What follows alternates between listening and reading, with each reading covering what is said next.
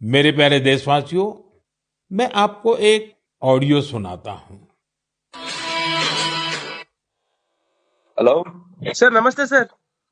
नमस्ते। सर बोलिए सर। देखिए, ये जो आपने एफआईआर नंबर मुझे सेंड किया है, इस नंबर के खिलाफ 17 कंप्लेंट्स हमारे पास। आप ये नंबर यूज कर रहे हैं? मैंने नहीं यूज करता हूँ सर।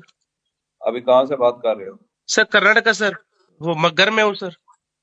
ओके, इसके लिए आप अपनी स्टेट में रिकॉर्ड करवाइए ताकि ये नंबर ब्लॉक कर दिया जाए, फ्यूचर में आपको कोई प्रॉब्लम ना हो। Okay, yes sir. अभी मैं आपको कनेक्ट कर रहा हूँ, ये आपका इन्वेस्टिगेशन ऑफिसर है। आप अपनी स्टेट में रिकॉर्ड करवाइए ताकि ये नंबर ब्लॉक कर दिया जाए। Okay, yes sir. Yes sir. Yes sir.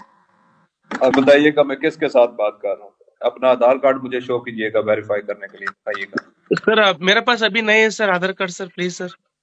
Phone आपके फोन में है? नहीं सर। फोन में आधार कार्ड की पिक्चर नहीं है आपके पास? नहीं है सर। नंबर याद है आपको? सर नहीं है सर, नंबर भी याद नहीं है सर। हमने सिर्फ वेरीफाई करना है। ओके, वेरीफाई करने के लिए नहीं सर। आप डरिए ना, डरिए ना। अगर आपने कुछ नहीं किया तो आप डरिए ना। हाँ सर। हाँ सर। अगर आपके पास आधार कार्ड है तो मुझे दिखा दीजिए वेरीफाई करने के नहीं लिए। सर। नहीं सर, मैं गांव को आया था सर, घर में है सर। Okay, coming. जय हिंद। इस व्यक्ति के वन साइड वीडियो का रिकॉर्ड करो as per the protocol. Okay, ये ऑडियो सिर्फ जानकारी के लिए नहीं, ये कोई मनोरंजन वाला ऑडियो नहीं है। एक गहरी चिंता को लेकर के ऑडियो आया है।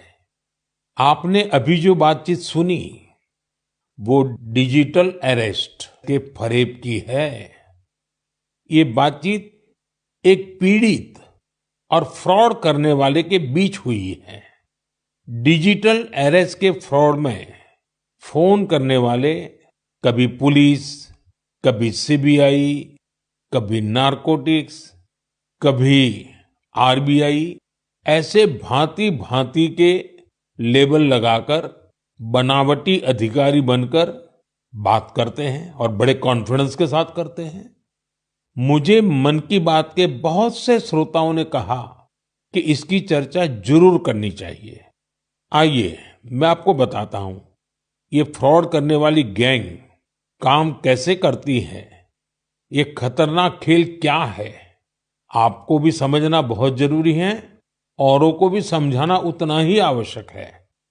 पहला दाव, आपकी व्यक्तिगत जानकारी, वो सब जुटा करके रखते हैं। आप पिछले महीने गोवा गए थे, है ना?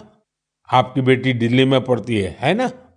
वे आपके बारे में इतनी जानकारी जुटा कर रखते हैं कि आप दंग रह जाएंगे।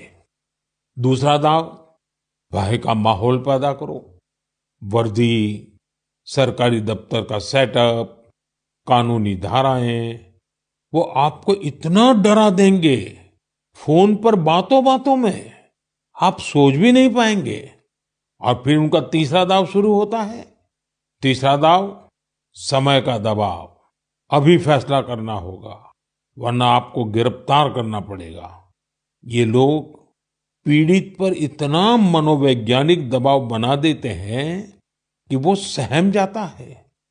डिजिटल अरेस्ट के शिकार होने वालों में हर वर्ग, हर उम्र के लोग हैं।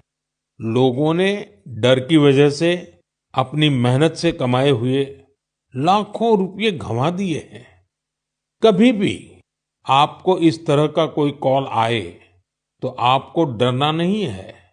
आपको पता होना चाहिए, कोई भी जांच एजेंसी फोन कॉल या वीडियो कॉल पर इस तरह पूछताछ कभी भी नहीं करती। मैं आपको डिजिटल सुरक्षा के 3 चरण बताता हूं। ये 3 चरण है: रुको, सोचो, एक्शन लो। कॉल आते ही रुको, घबराए नहीं, शांत रहे, जल्दबाजी में कोई कदम न उठाएं, किसी को अपनी व्यक्तिगत जानकारी न दें। संभव हो तो स्क्रीनशॉट लें और रिकॉर्डिंग जरूर करें। इसके बाद आता है दूसरा चरण। पहला चरण था रुको, दूसरा चरण है सोचो। कोई भी सरकारी एजेंसी फोन पर ऐसे धमकी नहीं देती। न ही वीडियो कॉल पर पूछताछ करती है, न ही ऐसे पैसा की मांग करती है। अगर डर लगे तो समझिए कुछ गड़बड़ है। और पहला चरण, दूसरा चरण और अब मैं कहता हूं तीसरा चरण। पहले चरण में मैंने कहा रुको, दूसरे चरण में मैंने कहा सोचो, और तीसरा चरण कहता हूं एक्शन लो। राष्ट्रीय साइबर हेल्पलाइन 1930 डायल करें, cybercrime.gov.in पर रिपोर्ट करें, परिवार और पुलिस को सूचित करें, सबूत सुरक्षित रखें। रुको, बाद में सोचो और फिर एक्शन लो। ये 3 चरण आपकी डिजिटल सुरक्षा का रक्षक बनेंगे।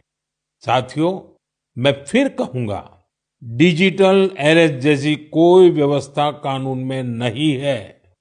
ये सिर्फ फ्रॉड है, फरेब है, झूठ है, बदमाशों का गिरोह है।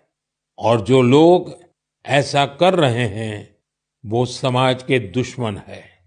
डिजिटल अरेस्ट के नाम पर जो फरेब चल रहा है उससे निपटने के लिए तमाम जांच एजेंसियां राज्य सरकारों के साथ मिलकर काम कर रही है।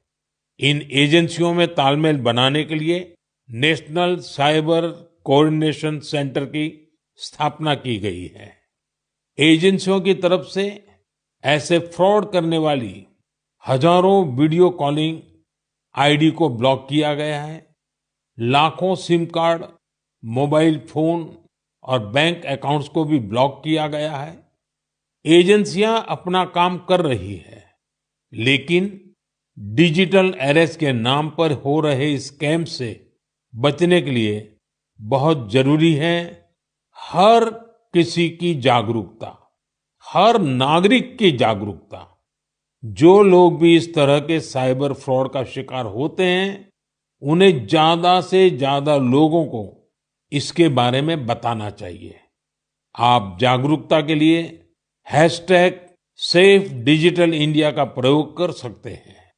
मैं स्कूलों और कॉलेजों को भी कहूंगा कि साइबर स्कैम के खिलाफ मुहिम में छात्रों को भी जोड़ें। समाज में सबके प्रयासों से ही हम इस चुनौती का मुकाबला कर सकते हैं।